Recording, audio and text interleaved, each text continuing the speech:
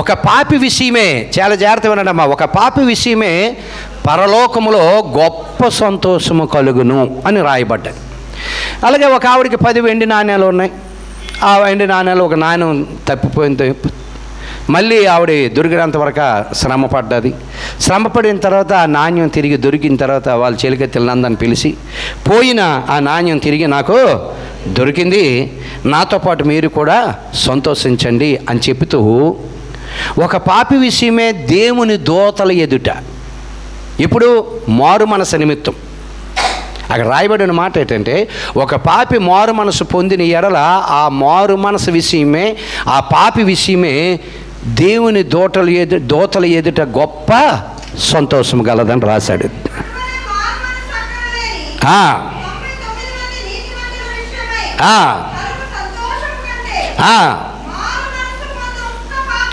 మారు మనసు పొంది ఒక్క పాపి విషయమై. దేవుడికి మహిమ కలుగును గాక, దేవుడికి స్తోత్రం. పరలోకమందు ఎక్కువ సంతోషం ఉంటుంది. ఆ కిందకు వచ్చినప్పుడు ఏమని ఉంటుంది అంటే,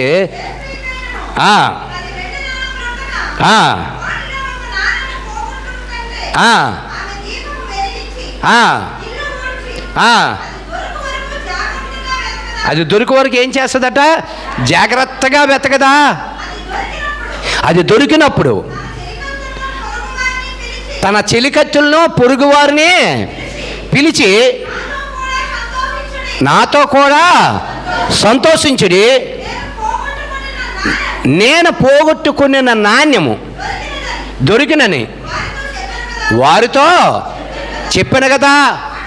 అటువలే,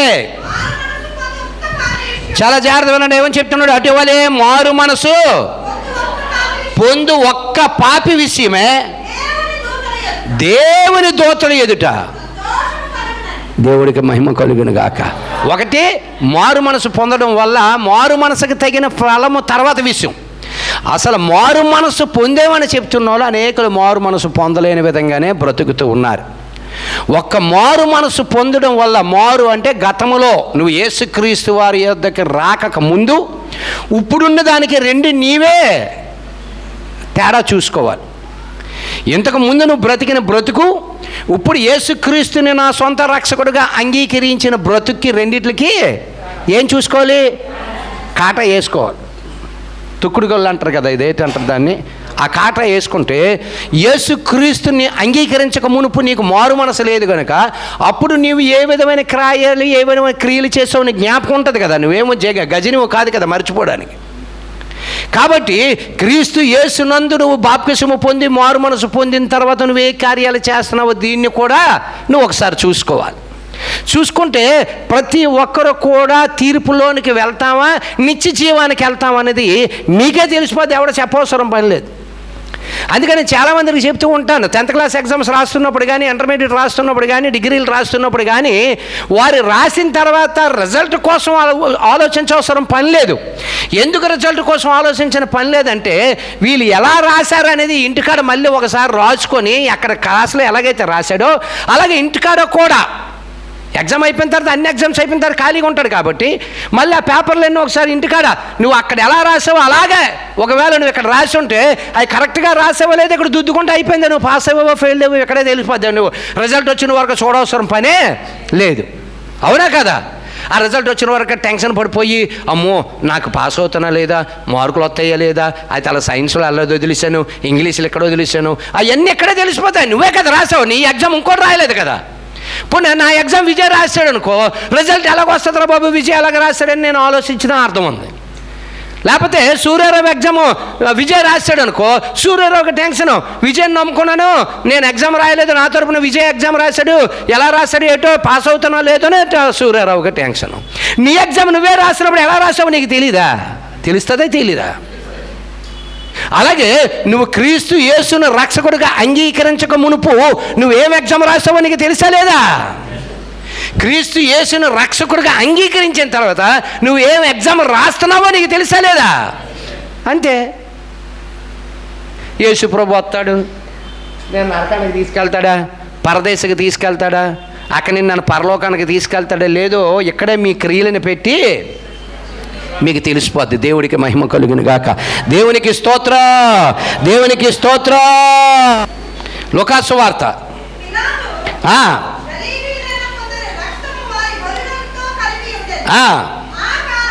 ఆ కాలమున అమ్మ చాలా జాగ్రత్తగా వినండి. ఏమని చెప్తున్నాడు? పిలాతు గలిలయులైన కొందరు రక్తము వారు బలులతో కలిపి ఉండెను. ఆ కాలమున అక్కడున్న కొందరు ఆ సంగతి యేసుతో చెప్పగా ఆయన వారితో ఇట్లనెను, ఈ గలిలయులు అట్టి హింసలు పొందినందున వారు గలిలయులందరికంటే, ఎవరికంటే? గలిలయులందరికంటే పాపులని మీరు తలంచుచున్నారా? తలంచుచున్నారు కాదు, తలంచుచున్నారా. క్వశ్చన్ మార్క్ వేస్తున్నాడు. తలంచుచున్నారా? నేను చెప్తున్నాను మీతో, వాళ్ళు కాదు. మీ ఆలోచనలు వేరా, మీ తలంపులు వేరా. దేవుడు ఆలోచన వేరా, దేవుడు తలంపులు వేరా. దేవుడు ఆలోచన వేరా, దేవుడు తలంపులు వేరా. కాబట్టి ఇక్కడ చెప్తున్నాడు, మీరు అలా తలంచుచున్నారా? కాదని మీతో చెప్పుచున్నాను. మీరు చాలా జాగ్రత్తగా ఉన్నామ్మా. మీరు మారు మనసు పొందని ఎడల, పొందేమని భ్రమలోనే ఉన్నారేమో. తూర్పు పడమర ఉత్తర దక్షిణమున్న సమస్త క్రైస్తవ లోకాన్ని వారు పరీక్షించుకుంటే వారు మారు మనసు పొందారా పొందలేదో తెలిసిపోద్ది. కిందటి వారం నేను చెప్పినవన్నీ నేను అడిగినవి కాదు, అన్యులు అడుగుతున్నారు ఆ ప్రశ్నలు. క్రైస్తవులు అన్యులు అడుగుతున్నారు. ఏంటి? బుద్ధి లేని నామకార్థ సంఘాలు ఉన్నాయి, బుద్ధి లేని నామకార్థ సేవకులు ఉన్నారు, బుద్ధి లేని నామకార్థ విశ్వాసులు ఉన్నారు. అప్పుడు యేసుప్రభువుని నమ్మలేనప్పుడు ఏ పనులు చేశారు, యేసుప్రభువుని నమ్మిన తర్వాత కూడా అదే చేస్తున్నారు. ఏం మార్పు ఉందండి అని ఎవరు అడుగుతున్నారు? ఈ మాటల కిందటి వారం చెప్పిన వర్తమానం నేను చెప్పిన మాట కాదు, అన్యులు అడుగుతున్నారు అనేకులు. అయ్యా, ఒకప్పుడు యేసుప్రభు నమ్మలేనప్పుడు అదే చేశారండి, యేసుప్రభు నమ్మిన తర్వాత అదే చేస్తున్నారు, ఇంకెందుకు అలాంటప్పుడు యేసుప్రభు నమ్మడం? మీకు అర్థమవుతుందా? వాళ్ళు ప్రశ్నిస్తున్నారు, అన్యులు ప్రశ్నిస్తున్నాడు. ఇంక నమ్మడం ఏముందండి? సనాతన ధర్మంలో అదే చేస్తున్నారు. క్రీస్తు యేసు దగ్గరకు వచ్చినప్పుడు కూడా అదే చేస్తున్నారు. మీరేమొచ్చి పెద్ద నోరెట్టుకొని చెప్తున్నారు. 2 కొరింథీ 5:17 ఎవడైనా క్రీస్తు యేసునందు ఉన్న ఎడల వాడు నూతన సృష్టి, పాతవ గతించును అని అడుగుతున్నారు. పాత సామాన్లు కొంటామేండో అని అరుచుకొని పోతారు. చూసా వీధుల్లో ఏం కొంటారట? కొత్త సామాన్లు కొంటానని ఎవడైనా విన్నావేటి? ఎవరైనా ఎప్పుడైనా కొత్త సామాన్లు కొంటామని ఎవడైనా రోడ్డు మీద తిరిగాడా? పాత సామాన్లు ఇచ్చి దానికి ఏదైనా వెలకట్టి తక్కిన డబ్బులు ఇచ్చి కొత్త సామాను కొనుక్కుంటావే కానీ కొత్త సామాన్లు కొంటామండి అంటే వీడికేం మెంటలు ఉన్నట్లుంది. కొత్త సామాను కొంటానని వీధిలో తిరుగుతున్నాడు ఏట్రా అని అడుక్కుంటారు. దానికోసం కూడా గ్రంథంలో ఏమని రాశాడో తెలుసా? పాత బట్టకి కొత్త వస్త్రమును తొడిగిన ఎడల, కొత్త కొండలోని పాత ద్రాక్షరసం వేసిన ఎడల ఏమైపోద్దట? పగిలిపోద్దట. నేను చెప్పే మాట కాదు. చూడండి, పాత ఫ్యాంట్ ఏదో సిదిగిపోయింది అనుకో, సిదిగిపోద్ది, దానికి తీసుకెళ్ళి కొత్త ముక్క కట్టించామనుకో, కొత్త ముక్క అలాగే ఉంటుంది, పాత ముక్క ఏమైపోద్ది? మళ్ళీ సిదిగిపోద్ది. అంతే బ్రతుకులు, మనిషి బ్రతుకు అంతే. ఎందుకు ఈ మాట చెప్తున్నాను వినండి. పాత బట్టకి ఏం బట్ట కొత్తకూడదు? కొత్తది కొట్టకూడదు. పాతది గతించును, ఇదిగో క్రొత్త వగును. ఏమంటున్నాడు? పాతవి గతించే అన్నయ్య వెంట పెట్టుకొని తిరుగుతున్నాడు అన్నాడా? ఏమని చెప్తున్నాడు అక్కడ? 2 కొరింథీ 5:17 ఎవడైనానో తూర్పు పడమర ఉత్తర దక్షిణంలో ఉన్న సమస్త భూలోక జనాంగాలలో ఎవడైనానో క్రీస్తు యేసు నందు ఉన్న ఎడల వాడు నూతన సృష్టి. పాతవి ఏమైపోయాట? వీళ్ళు గతించిపోలేదు, వేసుకొని తిరుగుతున్నారు. ఈ గతించిపోలేదు ఏం చేస్తున్నారు? వేసుకొని తిరుగుతున్నారు. వేసుకొని తిరగబట్టే పాతకాలంలోనే అయ్యే చేసాం, క్రీస్తులోకి వచ్చిన తర్వాత అయ్యే చేస్తూ ఉన్నారు. అందరని కాదు, 100కి 70%, 60% అలాగే ఉన్నారు. ఇక్కడ గ్రంథం ఏమని చెప్తుంది? అపోస్తలుడైన పౌలు సంఘంలో ఏమని చెప్తున్నాడు? ఇదిగో క్రీస్తు యేసునందు ఎడల వాడు నూతన సృష్టి, పాతవ గతించిన, ఇదిగో క్రొత్త వగను సమస్తమును నా దేవుని వల్లగును అన్నాడు. దేవునికి మహిమ కలుగును గాక. దేవునికి స్తోత్ర. సమస్తమును నా దేవుని వల్లగును అన్నాడు. అంటే పాతవి ఏమవ్వాలి? గట్టి చెప్పండి, పాతవి ఏమవ్వాలి? ఇంకా పాతకాలంలో ఎవడని డబ్బులు ఇస్తే నేను వెళ్ళి ఉన్న తన్నివాడిని. ఇప్పుడు వెళ్తున్నాను అంటే ఏమవ్వాలి? గతించిపోవాలి. అప్పుడు యేసుప్రభు నమ్మలేనప్పుడు ఎవడో డబ్బులు వస్తే ఆడబుర్ర పగలగొట్టి ఈడు కాలు పగలగొట్టి అలా అని తన్ని యేసుప్రభుని నమ్మిన తర్వాత కూడా మళ్ళీ డబ్బులు తీసుకొని ఆయన తన్ని ఈయన తన్నితే ప్రయోజనం ఏమైనా ఉందా? అంటే పాత జీవితమే రన్ అవుతుందా తప్ప కొత్త జీవితమో లేదు.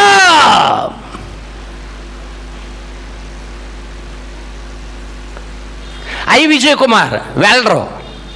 పాత జీవితం ఏంటి? డ్యాన్స్ చేసుకుంటేవాడు. Dance baby dance. బాగా చెప్పాడు. Dance baby dance. ఈయనతో పాటు ఒక 4 ఆడవాళ్ళు 3 మగవాళ్ళు. అన్ని డ్యాన్సులోనే. మీకు అర్థమైందా? అన్ని డ్యాన్సులు వేసేవాడు. అప్పుడు యేసుప్రభుని రక్షకుడిగా అంగీకరించలేదు. ఆయన పాత జీవితం అది. కొత్త జీవితానికి వచ్చాడు. ఇప్పుడు కూడా డ్యాన్సులు వేసుకొని అన్ని డ్యాన్సులు వేస్తే ప్రయోజనం ఏమైనా ఉందా? లేదు. అప్పుడు వెల్డర్ కాదు, డ్యాన్స్ బేబీ డ్యాన్స్ ప్రోగ్రాలు చేసేవాడు. ఇప్పుడు ఏం చేస్తున్నాడు? వెల్డింగ్ షాప్ పెట్టాడు. ఈయనతో పాటు 10 మందికి వృత్తినిచ్చాడు. క్రీస్తు యేసు కోసం ప్రకటన చేస్తూ ఉన్నాడు. దేవుడికి మహిమ కలుగును గాక. దేవుడికి స్తోత్రం. పాత ఏమైపోయాయి? ఆయన జీవితంలో పాత ఏమైపోయాయి? గతించిపోయాయి. కొత్తవి వచ్చాయి. ఎవరి వల్ల వచ్చాయి? దేవుని వల్ల వచ్చే. దేవునికి మహిమ కలుగును గాక. దేవునికి స్తోత్రం. అలాగే ఇక్కడ ఉన్న వాళ్ళని అనేకులు ఉన్నారు. అలాగా మీ పాత జీవితంలో ఉండే గతించిపోయి కొత్త జీవితంలో దేవుడు ఇచ్చి మీరు అనుభవిస్తూ ఉన్నారు. దేవుడికి మహిమ కలుగును గాక. ఎందుకు? దేవుని నమ్మేనని మాట ఉంది కానీ పాతయి విడిచిపెట్టుకోలేకపోతూ ఉన్నాడు. పాతయే విడిచిపెట్టలేకపోతూ ఉన్నాడు. ఇక్కడ చెప్తున్నాడు. ఏమంటున్నాడు? యేసుతో చెప్పగా ఆయన వారితో ఇట్లనను, ఈ గలిలయులు అట్టి హింసలు పొందినందున వారు గలిలు అందరికంటే పాపులని మీరు తలంచుచున్నారా? కాదని మీతో చెప్పుచున్నాను. మీరు మారు మనసు పొందని ఎడలా పొందితే దేవుడికి స్తోత్రం. గడి చెప్పండి బాబు. పొందితే దేవుడికి స్తోత్రం, పొందకపోతే దేవుడికి స్తోత్రమే. ఎందుకంటే ప్రయోజనం మీది. పొందితే ఒక జీవితం, పొందకపోతే మరొక జీవితం. పొందితే నిత్య జీవం, పొందకపోతే నిత్య నరకం. పొందకపోతే నిత్య నరకం, పొందితే నిత్య జీవం. కాబట్టి ఇక్కడ చెప్తున్నాడు. ఏమంటున్నాడు? మీరు మారు మనసు పొందని ఎడల మీరందరూ అలాగే నశింతురు.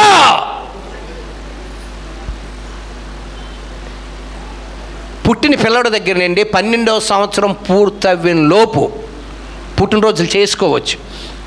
అలాగని ఎక్కడైనా రాయబడి ఉందా అంటే గ్రంథంలో రాయబడదు. కానీ వారు దేవునితో సమానము. చిన్నపిల్లలను ఆటంకపరచుకొని వారు నాయకుడికి రాయనడి పరలోక రాజ్యం ఇటువంటి వారిదే. వాళ్ళకి కూడా ఎందుకు చేయొద్దని నేను చెప్తానంటే, పుట్టిన దగ్గర నుండి 12వ సంవత్సరం వరకు ఆ పిల్లడికో పిల్లకో పుట్టినరోజులు చేసిన తర్వాత 13వ సంవత్సరం వచ్చిన తర్వాత పుట్టినరోజు చేయలేదనుకో, 12 సంవత్సరం వరకు చేసావు, 13వ సంవత్సరం ఎందుకు చెయ్యవు అంటారా? అనరా? అమ్మ అప్పుడు వరకు చెయ్యొచ్చు, ఇప్పుడు చెయ్యకూడదు అంటే వాళ్ళు వింటారా? అప్పుడే చేయడం మానేవచ్చు కదా. నువ్వు చిన్నప్పటి నుండి నీ పిల్లలకి కోడి మాంసం పెడతాడు, పెద్దవిన తర్వాత కూడా కోడి మాంసం తింటాడు. నువ్వు చిన్నప్పటి నుండి మీ పిల్లలకి మేక మాంసం పెడితే పెద్దవిన తర్వాత కూడా వాళ్ళు మేక మాంసమే తింటారు. మీ పిల్లలకి చిన్నప్పటి నుండి చేపలు పెడితే చేపలే తింటారు, రొయ్యలు పెడితే రొయ్యలే తింటారు, ఇంకేం పెడితే అదే తింటారు, చివరికి పాము పెట్టినా వాళ్ళే తింటారు. ఎందుకు? చిన్నప్పటి నుండి నువ్వు అలవాటు చేసిన ఆహారం కనుక. నువ్వు అలవాటు చేయని ఆహారం పెద్ద అయిపోయిన తర్వాత పెడతా ఊరుకుంటారా? ఊరుకుంటారా? ఊరుకోరు. చైనా వాళ్ళకి కప్పలంటే ఇష్టము, పాములంటే ఇష్టము. మన కప్పలంటే అసహ్యము, పాములంటే అసహ్యము. మనకేమి ఇష్టము? రొయ్యలంటే ఇష్టము, చేపలంటే ఇంకా ఇష్టము, మేక మాంసం ఇష్టము, అలాగే కోడి మాంసము ఇష్టము. మరొక దేశస్తులకి ఏమి ఇష్టము? కుక్కలంటే ఇష్టం. కుక్క తెలుసా? లేకపోతే అరిసిగాని చూపెట్టాలా బౌబౌ అని. కుక్కలంటే ఇష్టం వాళ్ళకి.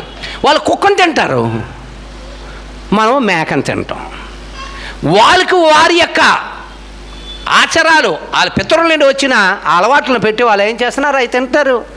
తేళ్ళు తింటారు, తేళ్ళు అన్నీ తింటారు. ఇంకా విచిత్రమైన సంఘటన ఏంటంటే, మీరు మొరమరాలు తింటారు. తెలుసు మొరమరాలు తెలుసా? మిక్సర్ ఏదో అదేం మిక్సర్? అదే బీచ్ రోడ్లో అమ్ముతారు కదండి, మురి మిక్సర్. బాగా చెప్తారు రా బాబు. నేను తిన్న ఇవన్నీ అందుకే నాకు గుర్తుండవు. మురి మిక్సర్. మురి మిక్సర్ అంత ఇష్టంగా తింటారు. అలాగే వాళ్ళు ఏం తింటారు తెలుసా? చెదపురుగులు ఉంటాయి తెలుసా? చెదపురుగులు అది చేయించుకుంటున్నారు. వాళ్ళకి ఇష్టం. మురీలు అంటే వాళ్ళకి అసహ్యం. అదే పురుగులు వాళ్ళు పెంచుతారు.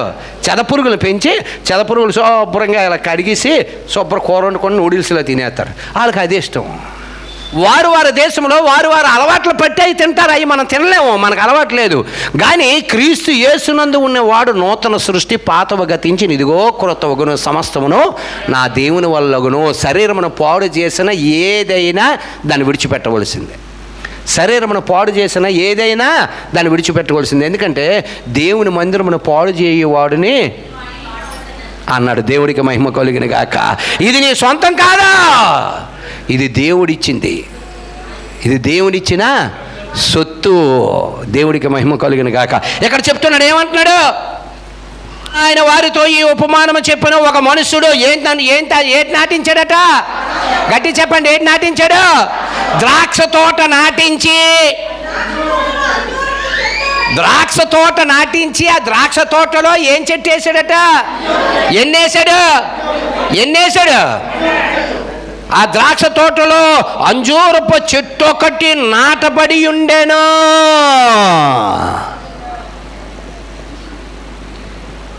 మళ్ళీ చదవండి అక్కడ.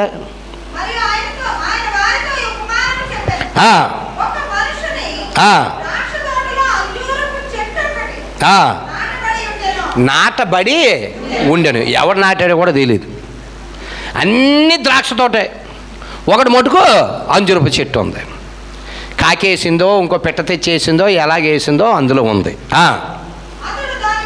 అతడు దాని పండ్లు వెదక వచ్చినప్పుడు ఏమీ దొరకలేదట. గనుక అతడు ఇదిగో ఈ 3 ఏండ్ల నుండి, ఎన్ని సంవత్సరాలట? ఇదిగో ఈ 3 ఏండ్ల నుండి నేను ఈ అంజూరపు చెట్టున పండు వెదక వచ్చుచున్నాను కానీ ఏమీ దొరకలేదు. దీనిని ఏం చేయమంటున్నాడు? గొడ్లు ఎక్కడ ఉంది? చూసారా ఎంత క్లారిటీ ఉందో? గొడ్లు ఎక్కడ ఉంది? మారు మనసు పొందని ప్రతి చెట్టు కూడా వేరునేముందట? గొడ్లే. ఇక్కడేముంది చెప్తున్నాడు? ఇక్కడ నరికివేయము, దీని వలన ఈ భూమియు ఎలా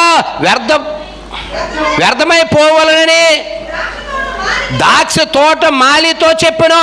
అయితే ఆయన అడుగుతున్నాడు, రిక్వెస్ట్ చేస్తున్నాడు, సార్ ఈ ఒక్కసారి చూడండి సార్ ప్లీజ్ సార్ ఈ ఒక్కసారి చూడండి సార్, ఇంకోసారి ఆ తప్పు చేయండి సార్, ఇంకోసారి ఆ తప్పు చేస్తే నన్ను తీసేయండి సార్.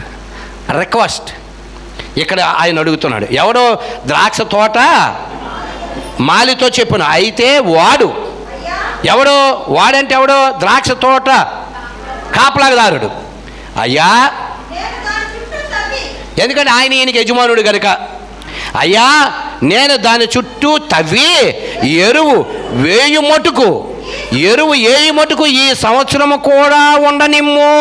అది ఫలించినది సరే, లేని అలా నువ్వు చెప్పినట్లే నరికేసి చెప్పేశాడు.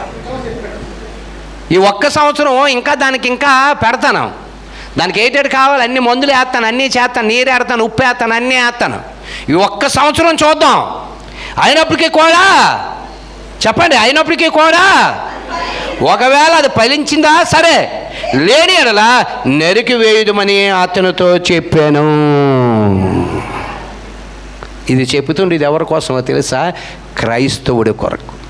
క్రైస్తవుడు అంటే క్రైస్తవుడు కాదు, దేవుణ్ణి ఎరిగేనని చెబుతున్న వారి కొరకు, మారు మనసుకు తగిన ఫలము పొందలేని వారి కొరకు చెప్తూ ఉన్నాడు. నువ్వు ఆయనలోకి వచ్చి ఫలించకుండా వాళ్ళ దగ్గర అలా ఉండిపోయావు అనుకో, ఏంటి ప్రయోజనం? నువ్వు ఎక్కడికి వెళ్ళాలి? ఇప్పుడు చిన్నపిల్లలకి చదువు చేస్తారు, పిల్లలు తల్లిదండ్రులు నేర్పిస్తారు. ఫస్ట్ ఎక్కడి నుండి స్టార్ట్ చేస్తారు? అమ్మాహాల నుండి స్టార్ట్ చేస్తారు. ఏంటి ఎవడైనా అమ్మాహాల నుండి స్టార్ట్ చేస్తారు? అమ్మాహాల నుండి స్టార్ట్ చేయడు. ఫస్ట్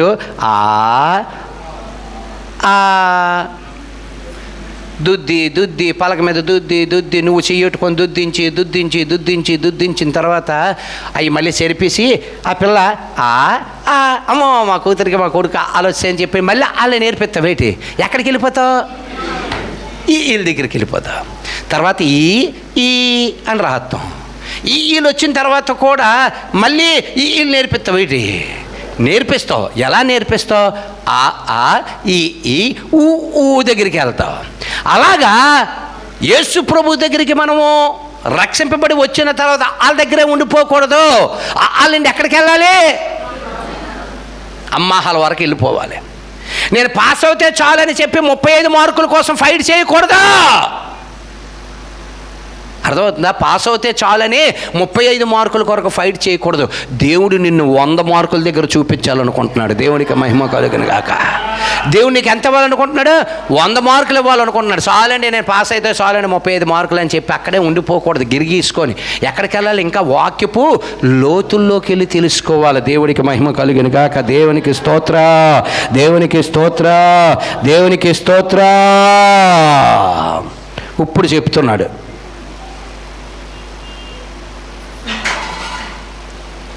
లూకా సువార్త 14వ అధ్యాయము, లూకా సువార్త 14వ అధ్యాయము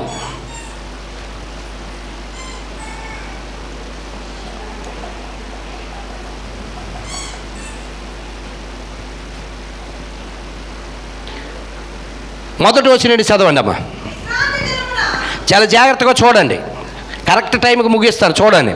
విశ్రాంతి దినమున ఆయన భోజనము చేయుటకు పరిసయ్యుల అధికారులలో ఒకని ఇంటిలోనికి వెళ్ళినప్పుడు ఆయన ఏమి చేయును అని వారు ఆయనను కనిపెట్టుచుండిరి. యేసుప్రభుకు ఫాలోయింగ్ దేనికి, ప్రేమతో కాదు, ద్వేషంతో. ఆయన ఏం చేస్తాడా, ఏ తప్పు పట్టుకుందామా.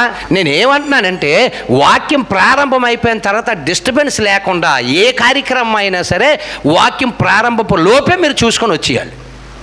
అంతేగాని పైకి వెళ్ళొద్దు అనేసాడు, మా ఇంటికి వెళ్ళిపోతాను అని ఒక్కొక్కరికి ఒక్కొక్క మాటలు మాట్లాడుతున్నారట. అర్థమైందా? పైకి వెళ్ళొద్దని నేను అనలా, కట్టిందే వాళ్ళ కోసం కట్టాం. కానీ ఏంటంటే వాక్యానికి డిస్టర్బెన్స్ లేకుండా ఆ యొక్క వాక్యం ప్రారంభపు స్టార్టింగ్ లోపే ఏమైనా కార్యక్రమాలు ఏమైనా ఉన్నాయనుకో వెళ్ళొచ్చేయాలి. అంతేగాని పైకి వెళ్ళొద్దు అంటం లేదు, నేను పైకి వెళ్ళొచ్చు, దానిలోపే వచ్చేయాలి. ఇక్కడ చెప్తున్నాడు, ఏమంటున్నాడు, ఒక ఆయన ఇంట్లోకి భోజనానికి వెళ్ళినప్పుడు ఆయన ఏం చేస్తాడో చూద్దామని వారందరూ కనిపెట్టుచుండిరి. అప్పుడు జలోదర, ఆ రోగం పేరు ఏం పేరండి, జలోదర రోగము గల ఒకడు ఆయన ఎదుటి ఉండను. యేసు విశ్రాంతి దినమున స్వస్థపరచుట న్యాయమా కాదా అని ధర్మశాస్త్రోపదేశకులను అంటే ధర్మశాస్త్రములో బాగా పొట్టున్న వారిని అడుగుతున్నాడు. అడుగుగా వారందరూ ఊరకుండిరి.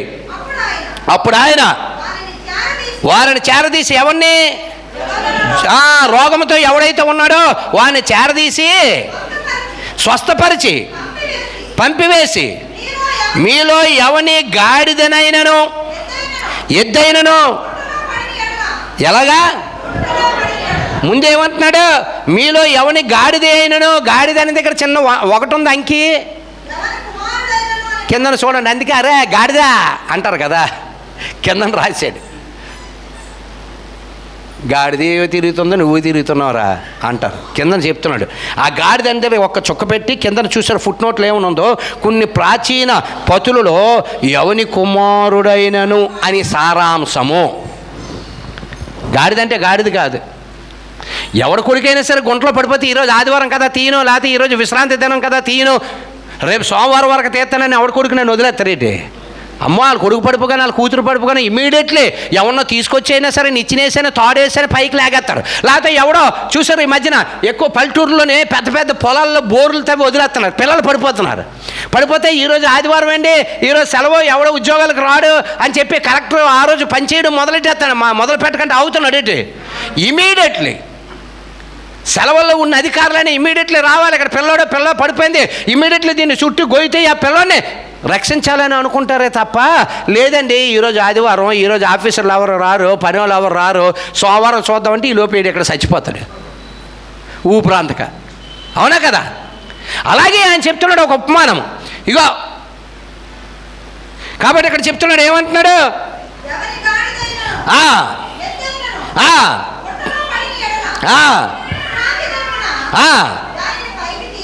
విశ్రాంతి దినమున దాన్ని పైకి తీయడా అని వారిని అడిగాను.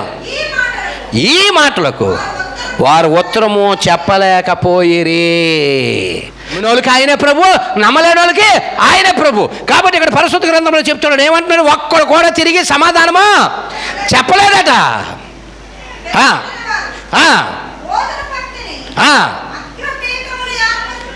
ఎంత గొప్పగా చెప్తున్నాడు రా బాబు గ్రంథము. చాలామంది మనకి పెళ్ళిళ్ళకి పేరెంటాలకి పిలుస్తారు, అర్థమైందా? పిలుస్తారు.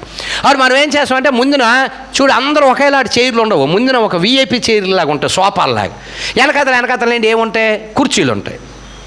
చాలామంది మనం ఏం చేస్తామంటే విజయ్ నన్ను పిలిచాడు, మనకు ముందునే సీట్ ఉంటుందని చెప్పి నేను తిన్నగా వెళ్ళిపోయి విజయ్ ఎక్కడో ఫంక్షన్ చేస్తున్నాడు. ఫంక్షన్ చేస్తే ముందున చైర్స్ ఉన్నాయి, ఉంటే విజయ్ మనోడే కదా, మన చర్చ్ మెంబరే, మనకేంటని చెప్పి నేను వెళ్ళి ముందు సీట్లో కూర్చుండిపోయాను అనుకో, రేపు పొద్దున్న నాకంటే గొప్పోడు ఎవడైనా వస్తే, పాస్టర్ గారు కొద్దిగా ఏమనుకోకండి, కొద్దిగా అక్కడ కూర్చోండి, ఈయన వచ్చాడు, ఎమ్మెల్యే గారు వచ్చారు అంటే, అలాంటి అవమానము పొందకుండా ఎలా రాయించాడండి గ్రంథాన్ని? అలాంటి అవమానము పొందకుండా ఏం చేయమన్నాడు అంటే మీకు అర్థం అవడం కోసం చెప్తున్నా. అలాంటి అవమానం పొందకుండా ఒకవేళ విజయ్ మనోడే, మన కుర్రోడే, సువార్త కొత్తడు, అన్ని విధాలుగా సహాయం చేస్తాడు. మనల్ని పిలిచినప్పుడు మనం ఏం చేసి ముందుకు వెళ్ళి కూర్చోం. మనం ఏం చేస్తామంటే వెనకాతలు కూర్చున్నాం. అప్పుడు విజయ్ వచ్చి, అదేంటండి పాస్టర్ గారు వెనకాతలు కూర్చున్నారు, మీరు బలెటోళ్ళగా ఉన్నారు, రండే ముందుకే అని చెప్పి ముందుని కూర్చోబెట్టాడు అనుకో, ఎమ్మెల్యే కాదు కదా, ప్రైమ్ మినిస్టర్ వచ్చినా మనల్ని లేపడు అక్కడండి. లేపుతాడా? ఎందుకు? ఈయనే మనల్ని గుర్తెరిగి తీసుకెళ్ళి కూర్చోబెట్టాడు కాబట్టి మనల్ని ఇంకా లేపడం. తన్ను తాను తగ్గించుకున్నవాడు హెచ్చింపబడును, తన్ను తాను హెచ్చించుకున్నవాడు తగ్గింపబడును. ఏటండి అర్థమైందా? అది చెప్తున్నాడు ఇక్కడ. పిలువబడిన వారు భోజన భక్తిని అగ్రపీఠములు ఏర్పరచుట చూచి ఆయన వారితో ఈ ఉపమానము చెప్పాను. నిన్నెవడైనా ఎక్కడికి చెప్పండి బాబు, గట్టిగా చెప్పండి, ఎక్కడికి పిలుస్తారట? పెండ్లి విందుకు, భోజనానికి పిలుస్తారు కదా. పెండ్లి విందుకు పిలిచినప్పుడు అగ్రపీఠము మీద కూర్చుండవద్దు. ఒకవేళ నీకంటే గనుడు అతని చేత పిలవబడగా, ఎలా రాయించాడండి గ్రంథాన్ని? నీకంటే గనుడు అతని చేత పిలవబడగా, నిన్నును అతను పిలిచిన వాడు వచ్చి ఇతనికి చోటిమ్మని నీతో చెప్పాను. అప్పుడు నీవు సిగ్గుపడి కడపట్టి చోటున కూర్చుండా సాగెదువు. అయితే నీవు పిలువబడినప్పుడు నిన్ను పిలిచిన వాడు వచ్చి, స్నేహితుడా పై చోటికి పొమ్మని నీతో చెప్పులాగున నీవు పోయి కడపటి చోటున కూర్చుండము. అప్పుడు నీతో కూడా కూర్చుండి వారందరూ ఎదుట నీకు ఘనత కలుగును. అప్పుడు వెనకతలు కూర్చుండిపోయావు అనుకో, నేను వచ్చి చూసి, ఏం విజయ్ ఎక్కడ కూర్చున్నా, అక్కడ కూర్చున్నాడు, రావే బాబు ముందుని కూర్చో అని చెప్పి ఇక్కడ అందరు పెద్దలు కూర్చున్నారు. కూర్చుంటే అప్పుడు తీసుకొచ్చి విజయాన్ని కూర్చోబెడితే మీతో పాటు కలిసి ఆయన ఘనపరిచినట్లుగట. ఎంత చక్కగా రాయించాడో చూడండి. మనం ఎప్పుడు ఫ్రంట్ సీట్ అంటాం కదా, ఇక్కడ ఫ్రంట్ సీట్ అంటాం. రెండు విధాలు ఉన్నాయి. ఒక దగ్గర ఫ్రంట్ సీట్ వద్దండి, వెనకాతల సీట్ కావాలంటాం. ఎక్కడ చెప్పండి? ఎవడో చెప్పాడు, సినిమా థియేటరా ఇలాంటి ఫంక్షన్లోనే ఫ్రంట్ సీటు అడుగుతాం. అర్థమైందా? ఇలాంటి ఫంక్షన్లో ఏం చేస్తాం? ముందేళ్ళు కూర్చుంటే మనం వీడియోలో పడతాం, అన్నీ పడతాం, మనం గొప్పలు అనుకుంటాం. అదే సినిమా థియేటర్లోకి తీసుకెళ్ళి ఫ్రంట్ సీట్లో కూర్చోబెట్టి ఎవడని కూర్చుంటాడా? సినిమా థియేటర్లో ఫ్రంట్ సీట్ ఏంటి? చీపు, 20 రూపాయలది, 30 రూపాయలది. వెనకాతలది 100, 150, 200. అక్కడ సీట్ ఎంచుకుంటాడు. థియేటర్లో మటుకు ఫ్రంట్ సీట్ ఎంచుకోడు. చూడండి రెండు తేడా. అక్కడ సీట్లే, ఇక్కడ సీట్లే. ఇక్కడ చెప్తున్నాడు, నీకు ఘనత కలుగును. తన్ను తాను హెచ్చించుకొని ప్రతివాడును తగ్గింపబడును. తన్ను తాను తగ్గించుకొను హెచ్చింపబడును. దేవునికి మహిమ కలుగును గాక. దేవునికి స్తోత్రం, దేవునికి స్తోత్రం. 12వ వచనం చెప్తున్నాడు, మరియు ఆయన తన్ను పిలిచిన వారితో ఇట్లనెను. యేసు ప్రభువును ఒక విందుకి పిలిచారు. ఆ పిలిచిన వారితో ఒక మాట చెప్తున్నాడు, నీవు పగటి విందు అయినను రాత్రి విందు అయినను చేయునప్పుడు, చాలా జాగ్రత్త వినండమ్మా. చాలా మందిని పెళ్ళిళ్ళు చేసుకున్నప్పుడు పగల భోజనాలు ఎట్టినోళ్ళు ఉంటారు, పగలంటే మధ్యాహ్నం. రాత్రి భోజనాలు ఎట్టినోళ్ళు ఉంటారు. పగటి విందుకైనాను రాత్రి విందుకైనాను నువ్వు పిలిచినప్పుడు, నువ్వు భోజనాలు ఎట్టినప్పుడు ఎవరిని పిలవద్దన్నాడో తెలుసా? బుర్ర పాడైపోతుంది ఈ మాట కనువంటే. గతంలో యేసుక్రీస్తుని మనం రక్షకుడిగా అంగీకరించక మునుపు అనేకులు పిలిచాం. ఎమ్మెల్యే వస్తే మన గొప్ప, ఎంపీ వస్తే గొప్ప, మినిస్టర్ వస్తే గొప్ప, సీఎం వస్తే గొప్ప. అర్థమైందా? నీ స్నేహితులు వస్తే గొప్ప, నీ బంధువులు వస్తే గొప్ప. ఇదేంటండి బాబు, యేసుప్రభు వచ్చిన తర్వాత, యేసుప్రభు నమ్మిన తర్వాత ఏంటి, మా బంధువులను పిలుచుకోకూడదా, మా స్నేహితులను పిలుచుకోకూడదా, విఐపీలు పిలకూడదా? ఎవరిని పిలాలి? మీకు చెప్పాను చూసావా, రైల్వే స్టేషన్ దగ్గర గుడ్డోడు కుంటోడు పూట కూలి కోసం చూసి ఏం మాట రాశాడండి. ఇప్పుడు నువ్వు ఎమ్మెల్యేని పిలిచావు, ఎంపీని పిలిచావు, లేకపోతే నీ స్నేహితుని పిలిచావు, నీ బంధువులు పిలిచావు. రేపు నీ బంధువులు ఫంక్షన్ ఉన్నప్పుడు ఆడు నేను పిలుస్తాడు. రేపు ఎమ్మెల్యే కొడుకు ఫంక్షన్ ఉన్నప్పుడు ఆయన నేను పిలుస్తాడు. నువ్వు పెట్టిన దానికి ఆయన పెట్టిన దానికి సమానం అయిపోయింది. నీకు తిరిగి పెట్టలేనోని పిల్లాలండి, అది దేవుని మాట. నీకు తిరిగి పెట్టలేనోని పిల్లాలండి. ఏంటండి ఆ మాట? చేయగలమా? చెప్తున్నా, నేను చెప్పే మాట కాదండి, గ్రంథం చెబుతున్న మాట. చేసి చూపించి నేను చేయగలిగాను ప్రభువా అని చెప్పాలి. దేవుడిని నాకు నిజంగా అవకాశం ఇస్తే చేసి చూపిస్తాను. అప్పటికి అందరం బతుకుంటే, బతికలేకపోతే ఏమో చూపెట్టలేము కదా. చూపెట్టలేం. ఇక్కడ రాస్తున్నాడు చూడండి, ఏమని చెప్తున్నాడు తెలుసా? ఎలాంటి మాట రాస్తున్నాడు అంటే, నీ స్నేహితులనైనను, చాలా జాగ్రత్త వినండి, ఎవరెవరిని పిలకూడదు అంటున్నాడు, రాసుకోండి. 4 పాయింట్లు చెప్తున్నాడు. 1 స్నేహితులట, 2 సహోదరులట, 3 బంధువులట, 4 ఇప్పుడు చెప్పాం కదా, ఎమ్మెల్యేలు, ఎంపీలు, ఫైనాన్స్ మినిస్టర్లు, ధనవంతులకు నీ పొరుగువారునైనను. వాళ్ళు నీ స్నేహితులు కాదు, నీ సహోదరులు కాదు, నీ బంధువులు కాదు. వాళ్ళు ఏమంటున్నాడు? ధనవంతులకు నీ పొరుగువారునైనను పిలమన్నాడా, పిలవద్దన్నాడా? ఏటనుకున్నారండి క్రైస్తవం ఏమంటే? వాళ్ళ మీద యేసుప్రభు ఒక పగ కాదు. యేసుప్రభుకి వాళ్ళంటే పగ కాదు, వాళ్ళంటే ప్రతీకారం తీర్చుకోవాలని కాదు. వాళ్ళు రేపు పొద్దున మళ్ళీ నీకు పిలిచి భోజనం పెట్టేస్తారు. అయిపోయింది.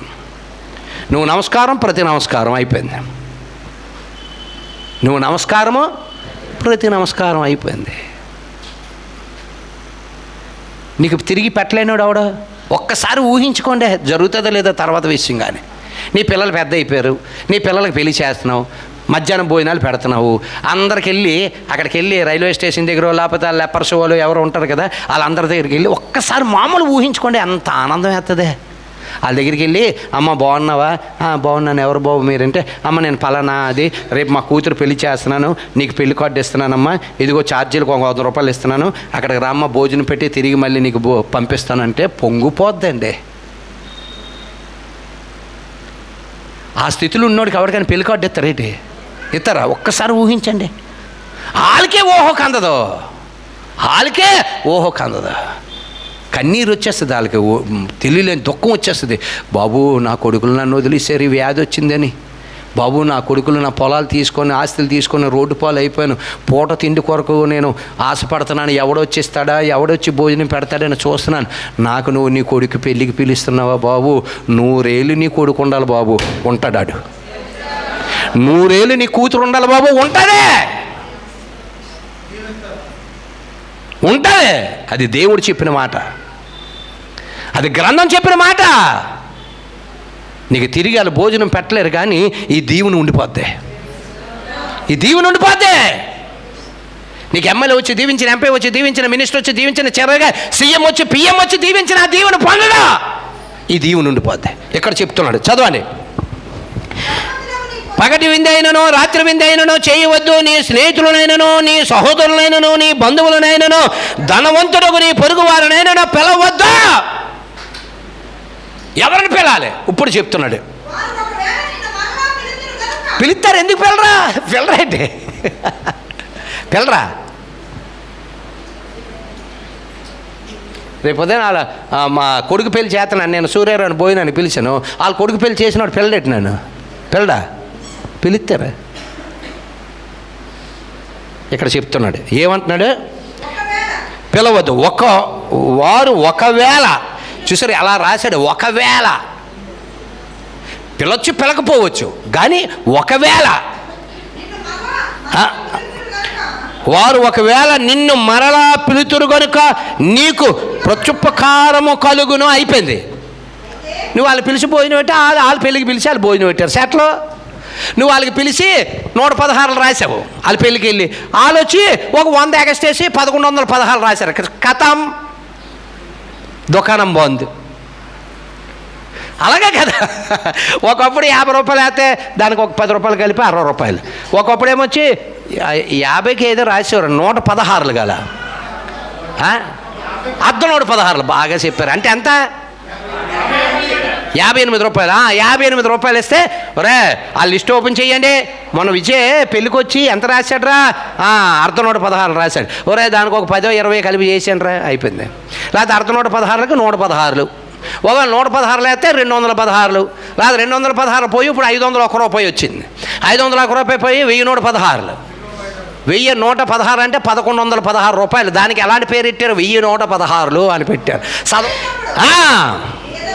ఎవర్రే రాసుకోండి. ఏమని చెప్తున్నాడు?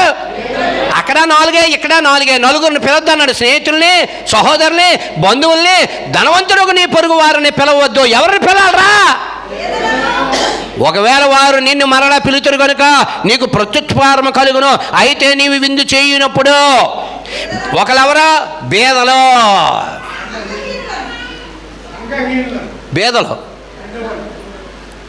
డబ్బు లేనోడు, పూరుగుడుసుల్లో పడి ఉన్నాడు, పూటకు తిండి కొరకు ఎదురు చూస్తున్నోళ్ళు వాళ్ళని. రెండోది అంగహీనులు, అంటే తల వెంట్రుక మొదలుకొని అరికాల పాదముల వరక అవయవాలు సరిగ్గా లేని వారిని. ఇంకొకరు ఎవరా? కుంటోలు. అదేనండి, గుడ్డోలు, కుంటోలు. కళ్ళు లేనోళ్ళు, కాళ్ళు లేనోళ్ళు, ఏదో ఒక అవయవములు బాగోలేనోళ్ళు, బేదలను పిలవన్నాడా? పిలవద్దన్నాడా? ఎవరిని పిలవద్దన్నాడు? ఆ నలుగురిని పిలవద్దన్నాడు. ఈ నలుగురిని పిలవన్నాడు. ఎందుకు పిలవన్నాడు? కింద చదవండి. బా దేవుడికి మహిమ కలుగును గాక. దేవునికి స్తోత్ర, దేవునికి స్తోత్ర, దేవునికి స్తోత్ర.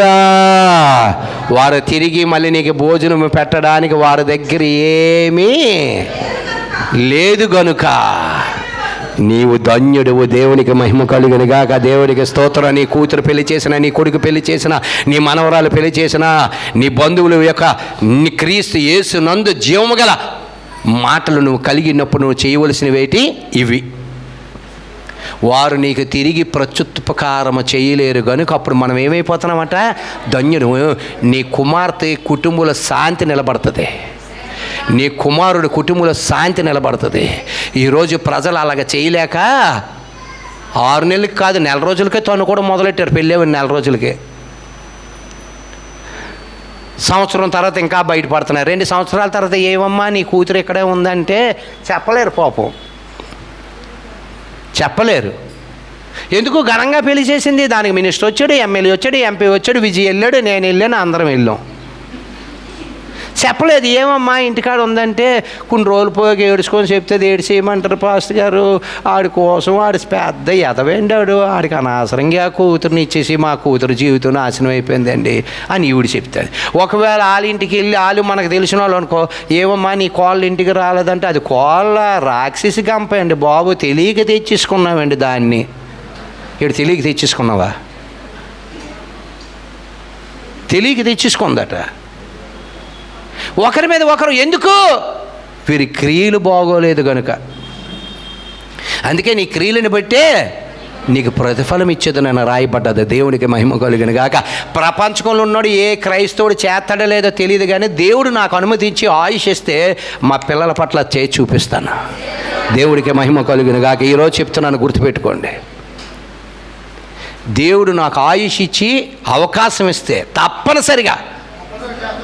తప్పనిసరిగా ప్రాణం పోయినా మాట తప్పిపోను. ఎందుకంటే మాట ఇచ్చినోడు గ్రంథంలో రాయబడ్డది, ఎక్కడ కీర్తనలో రాయబడ్డది. మాట ఇచ్చినోడు ఏమట? ప్రాణం పోయినా తప్పిపోడు. అలాగే నాగపట్నం తీసుకెళ్తాను అనేది కూడా ఇప్పుడు వరకు నా దగ్గర డబ్బులు లేవు, డబ్బులు ఇవ్వలేదు ఎవడుని. అంటే మీరు కాదు, మీరు ఇవ్వాల్సిన ఎక్స్ట్రా డబ్బుకి అసలు టికెట్లు తీయడానికి 2,50,000 ఉండాలి. నిన్న విజయ్కి చెప్పాను. నష్టం కలిగినాను. మా ఇంట్లో నన్ను అసహించుకున్నా, మా అక్కలు అసహించుకున్నా, మా అన్నదమ్ములు అసహించుకున్నా, మా బంధుమిత్రులు అసహించుకున్నా, చివరికి సుజాతల అమ్మాలు అసహించుకున్నా, మా ఇంటి తరపున వాళ్ళు అసహించుకున్నా, డోంట్ కేర్.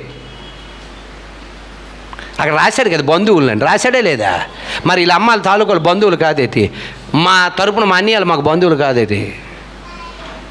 నా నిజమైన బంధువులు ఎవరు? యేసుప్రభు చెప్పిన ఆ 4 ఎవరు? ఆ 4 బేదలు, అంగహీనులు, గుడ్డివాడు, కుంటివాడు.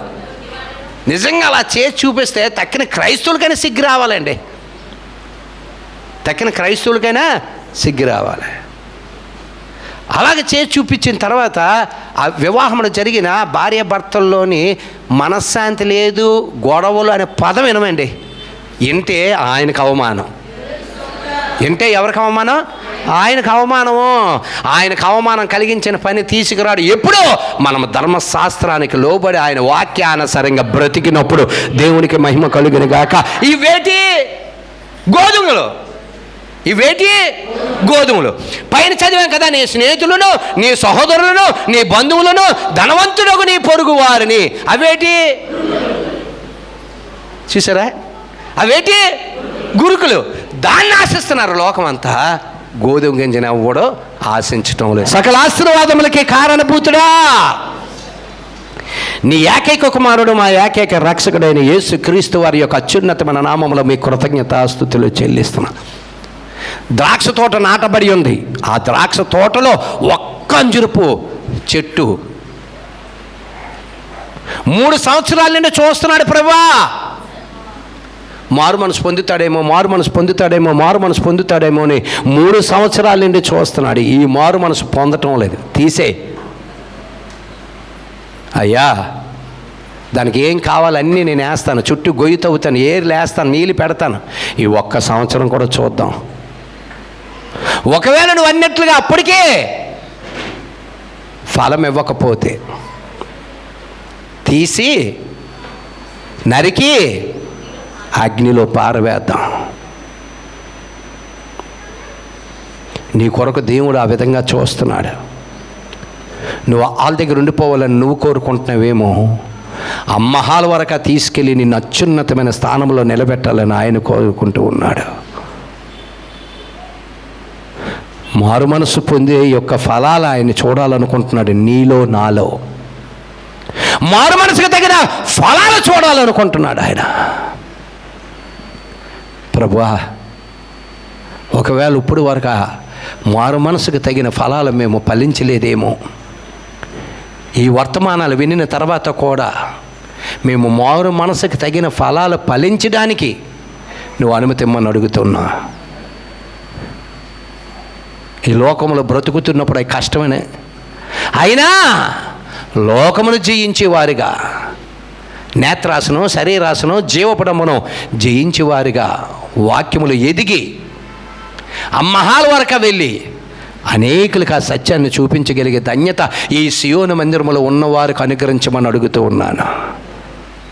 నీ కృపా కనికరం వారికి తోడుగా ఉంచమని అడుగుతున్నాను. నజరేయుడైన యేసుక్రీస్తు నామమున ప్రార్థన చేయుచున్నాము తండ్రి. ఆమేన్. దేవునికి స్తోత్ర, దేవునికి స్తోత్ర, దేవునికి స్తోత్ర.